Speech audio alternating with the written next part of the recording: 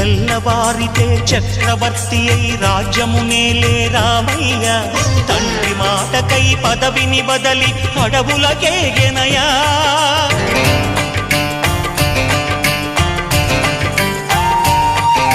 మహిలో జనులను కావగ వచ్చిన మహావిష్ణు అవతారమయ్య ఆలిని రక్కసుడపహరించితే ఆక్రోశించెనయా అసురుని త్రుంచి అమ్మను తెచ్చి అగ్ని పరీక్ష విధించెనయా సాగలి నిందకు సత్యము చాటగ కులసతినే విడనాడెనయ నా రాముని కష్టం లోకంలో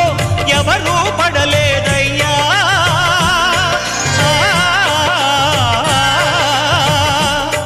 నా రాముని కష్టం లోకంలో ఎవరూ పడలేదయ్యా సత్యం ధర్మం త్యాగంలో అతనికి సరిలేరయ్యా